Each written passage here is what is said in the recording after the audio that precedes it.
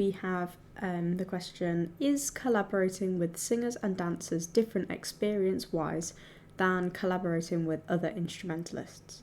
If so, in what ways? So firstly with this one,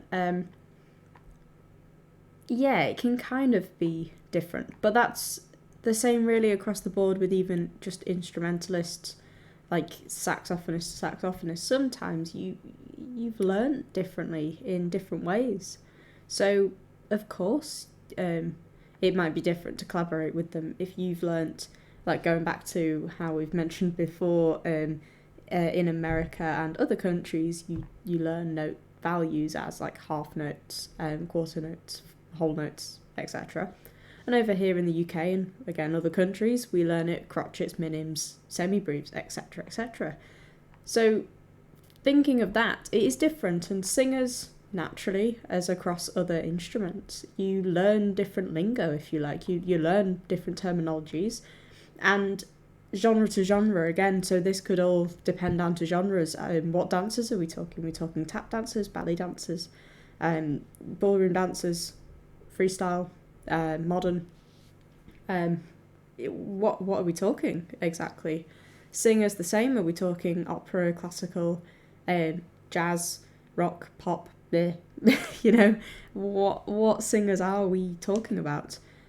It can be different. There's that joke that goes around saying dancers counting 5, 6, 7, 8 because the musicians stole 1, 2, 3, 4. So again, even just down to that, they count in differently to musicians.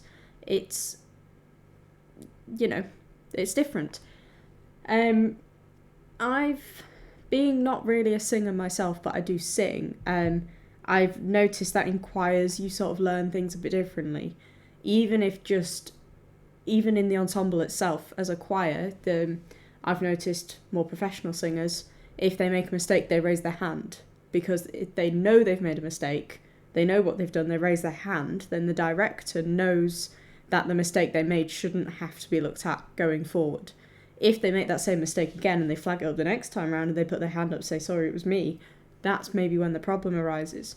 But we don't really do that in ensembles with instruments, partially because we're probably holding the instrument, so we can't really just put our hand up and go, sorry, that was me making that mistake there. So again, even just down to the way things are carried out in ensembles, across singers and then going over to instrumentalists, that's different.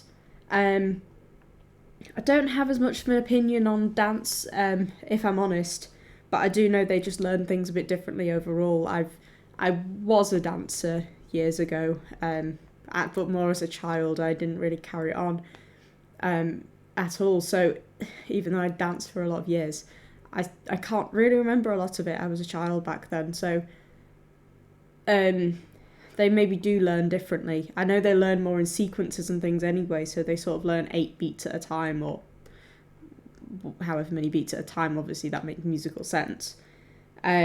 Obviously musicians mostly read music in bars or measures, however you want to say it.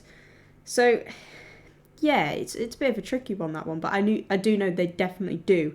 And the best way to know if they do or don't is to do it and to learn and to work on it, collaborate with them, see how they do it differently.